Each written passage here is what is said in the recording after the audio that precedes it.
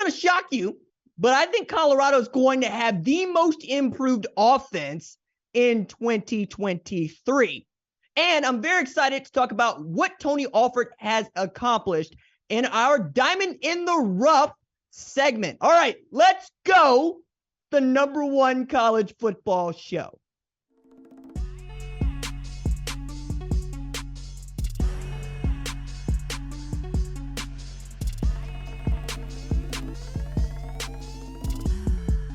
What's up, kinfolk? It's RJ Young. I am not on a step mill. Thank you for watching on the Fox Sports app, YouTube, or listening wherever you get your podcast. Today on the show, let's talk about our top 5 most improved offenses going into 2023 and talk a little bit about why Tony Alford deserves his flowers as the running back coach at Ohio State. So let's get straight into this list. You know what this is. We love lists here on the #1 college football show.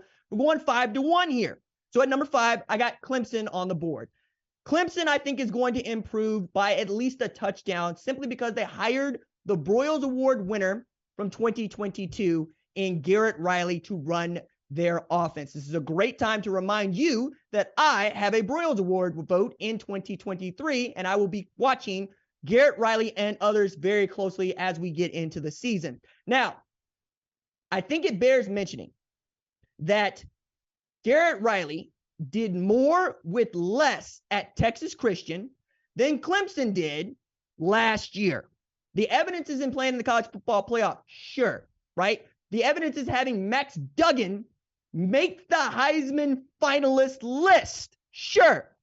But I like to look at statistics, right? I think, yeah, they give us an opportunity to say, this is one reason why this works. It's by no means a way of saying it will work because of this. But I think it's important to mention that you haven't seen a 3,000-yard passer at Clemson since 2020 when Trevor Lawrence was the quarterback. You also haven't seen a 3,000-yard passer combined with a 1,000-yard rusher in the same season at Clemson since 2019.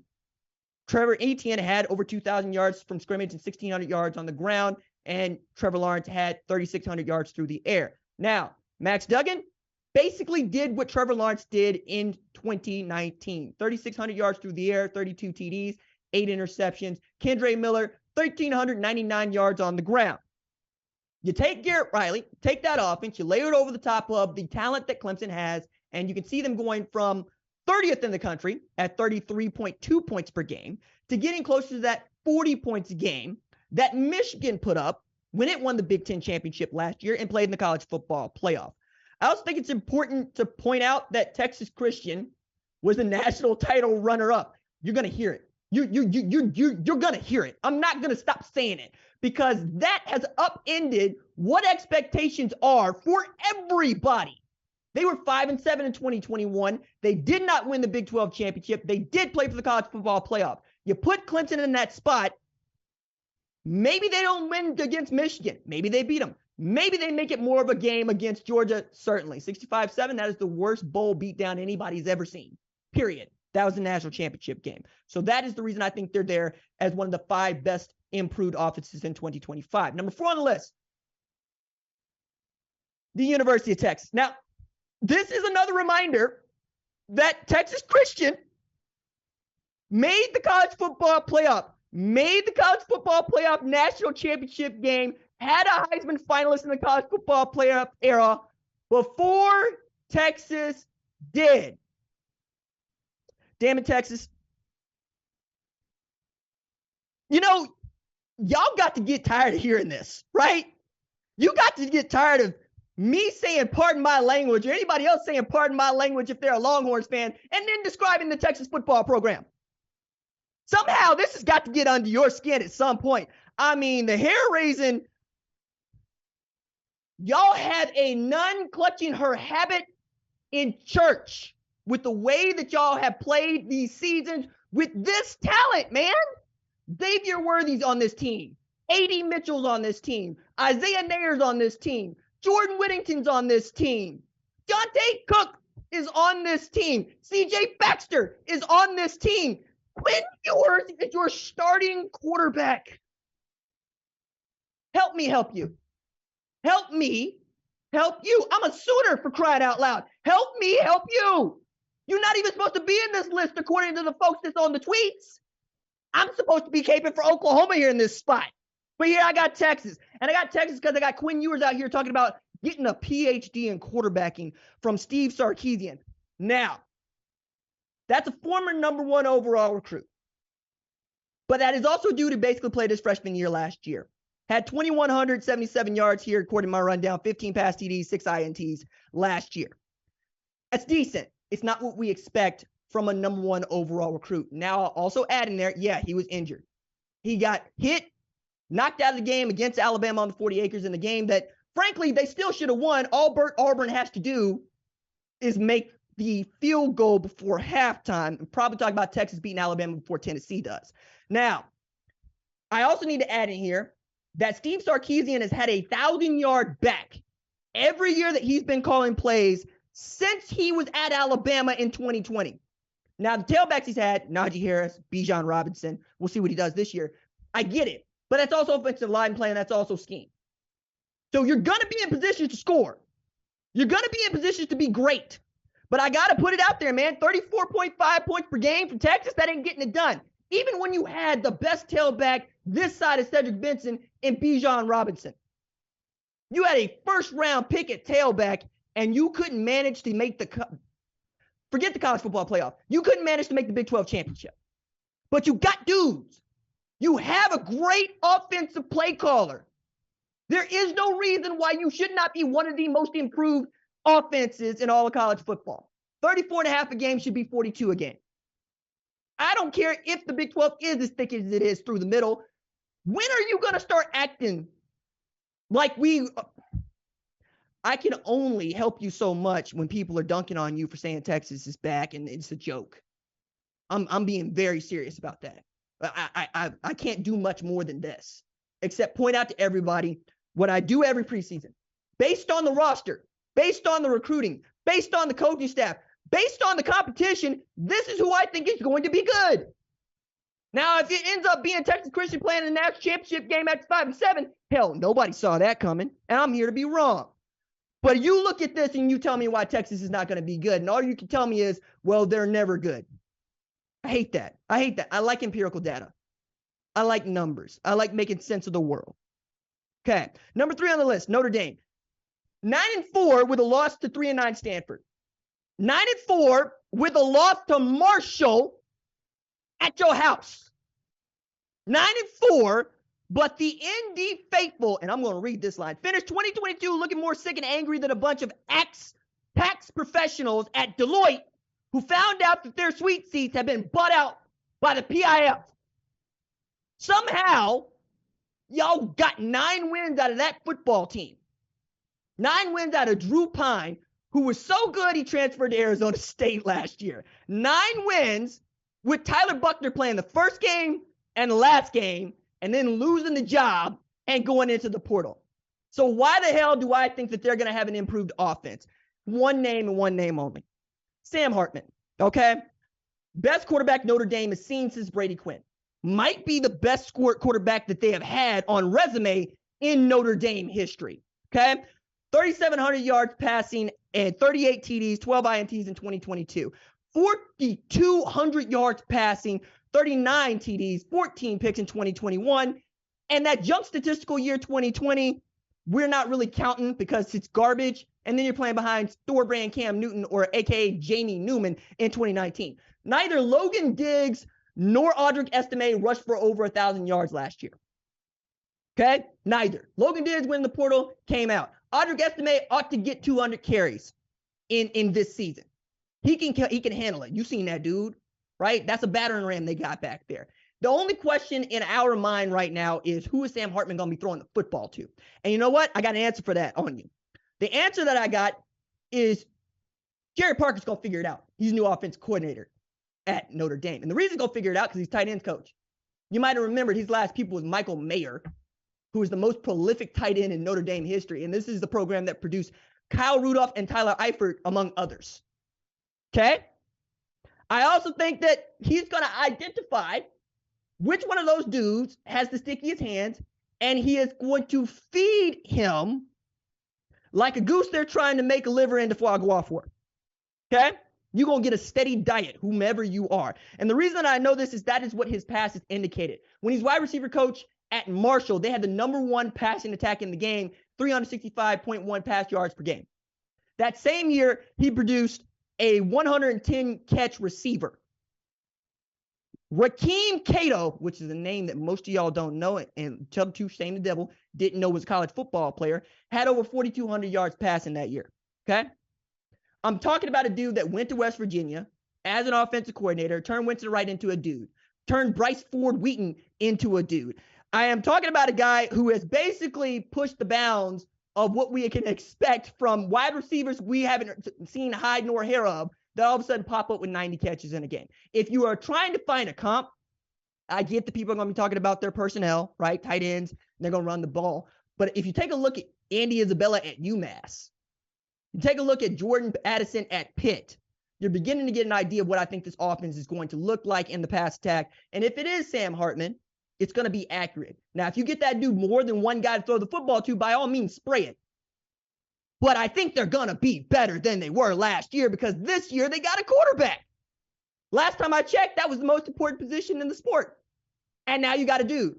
Thought he was going to end up at Alabama there for a hot second, and then that man's going to show up in the weight room talking about let's get it. And Jared Parker is a guy that understands football simple. Get the ball to your best player. Hell, that might be Chris Tyree, who's playing wideout now. My goodness. If you got 4-3 in the slot, yeah, throw him the ball. Let him go do something in the open field with it. That's a great recipe for success.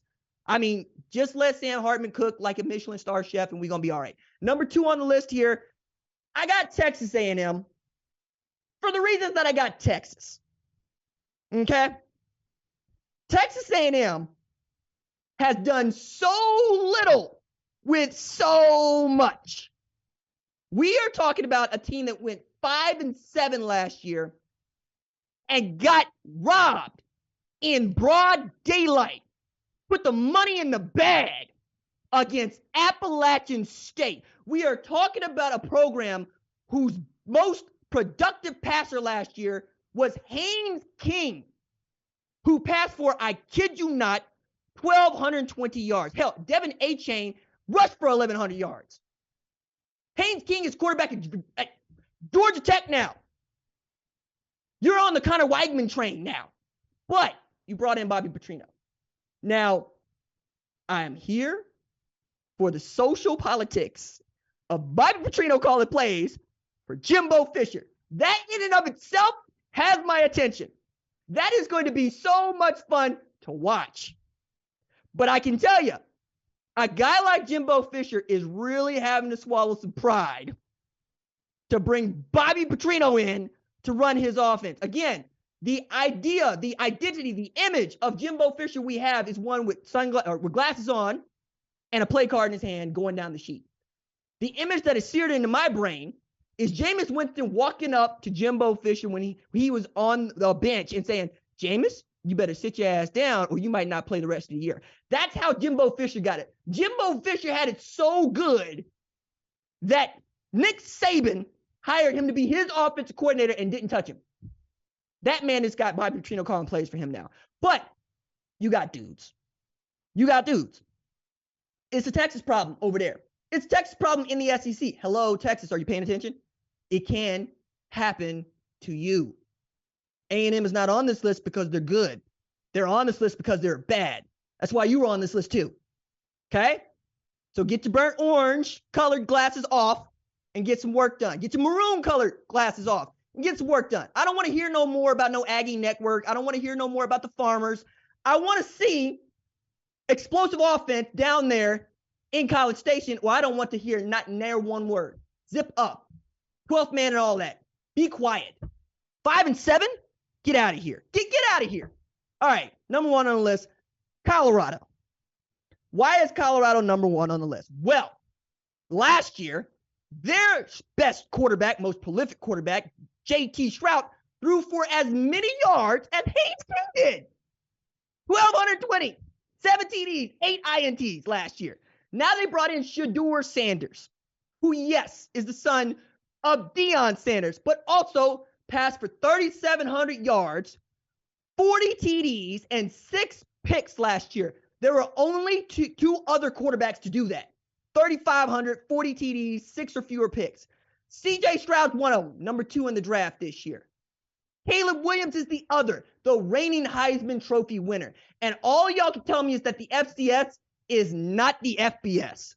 My goodness, man, if y'all don't hold a grudge, I'm telling you, he completes 70% of his passes. That's not an accident. Now, oh man, they lost the best receiver that they had last year in Montana Lamonius Craig. A name none of y'all had heard until he was on ESPN playing in the spring game. Man caught 23 passes for 339 yards, and y'all already talking about, well, they lost a dude that could play. That's Travis Hunter over there. You gonna look at me with a straight face and tell me Travis Hunter can't play? Travis Hunter can't do better than 23 catches, 339 yards in one season of football? Get out of here. We're also talking about an offense that ranked, let me make sure I got this right in the notes, 127th out of 131 teams. 4th from the bottom. Won one football game last year. Gave up 44.5 points per game. 44.5 they gave up. They scored 15.4.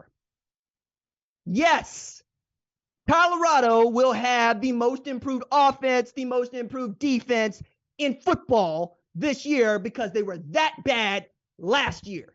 Now, as I hit the microphone, I got to throw out things when we're talking about most improved offenses, though, like scoring offense. I'm beginning to believe that scoring offense, that is actually the offense putting points on the board, might be a junk statistic.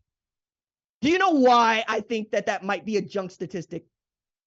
Because the number 13 scoring offense in the country last year was James Madison. Now, no disrespect to James Madison, but James Madison finished ahead of LSU, who won the SEC West title last year, Ole Miss, Notre Dame, Texas, Clemson, Florida, in this statistic. Okay? So when I'm taking a look at these 5 teams here, know that what goes into it is not just scoring offense. Okay. Also add in here that Georgia had the number 5 scoring offense in the country and the number 5 scoring defense in the country. So you got to accidentally Thanos your way into a national championship if that's what we're talking about. But we're only talking about most improved here. So given that Nick Saban has returned to Tommy Rees to return Alabama to being the brawler that likes to taste the blood of your blood on their teeth, maybe they will improve too, but it's going to be hard to improve on 44.1 points per game. All right. Those are my 5 most improved offenses going into 2023. Now, let's talk about something I'm very, very positive about, and that is our diamond in the rough for this week, Tony Alford. That is the Ohio State running backs coach. Now, it's kind of simple. It's really looking around and saying which one of these guys do I think gets their flowers or should get their flowers. And I'm sure that Buckeye faithful know all about Tony Alford. I'm not really talking to you. You can turn this off if you want to. I'm talking about everybody else who needs to understand that Tony Alford has developed 6 1,000-yard rushers in 9 years at Ohio State. We're not just talking about Zeke Elliott and J.K. Dobbins. We're also talking about Mike Weber and Travion Henderson. Henderson, who's back at Ohio State this year, finished with the 4th best true freshman year of anybody to ever play running back at Ohio State. He had over 1,000 yards rushing in his true freshman year, 1,248 if we're being exact about the number. And he's the only other star pupil that really Alford has put out other than J.K. Dobbins to accomplish that feat. And since we're on the topic of J.K. Dobbins, not just that man was an All-American, it's that he's the first 2,000-yard rusher in Ohio State history. Given that Ohio State prides itself on running the football, given that Ohio State has the only 2-time Heisman winner who is a tailback, given that Ohio State produced Eddie George to a Heisman Trophy, given that Ohio State had Orlando Pace getting Heisman votes from the tackle spot, you would expect them to have had several 2,000-yard rushers. But it wasn't until Tony Alford went to go get J.K. Dobbins from Texas Texas, just keep a lid on your own in-state talent. To bring in the Buckeyes, that they had a 2,000-yard rusher. Decorated. That's what this man ought to be. If you are paying attention, you will be looking at what a guy like Dallin Hayden can do. You're going to be looking at what Mayan Williams was capable of doing. You're going to continue to look and say, my goodness, how did they just keep pulling tailbacks out of here? They got a brilliant playoff run in a play year from Trey Sermon. My goodness. Tony Alford, he is our diamond in the rough. Okay, that is going to do it for this episode of the #1 college football show. My thanks always to our lead producer, Tyler Wojak, our senior producer, Catherine Donnelly. Our director is Kyle Holly. That is Gabe Sable on the switches. Our social media maven is Javion Duncan. Our leads of screening are Jack Coakley and Torrin Westfall. Our production assistant is Kiara Santana. I'm the host, RJ. We will see y'all next Wednesday. Doses.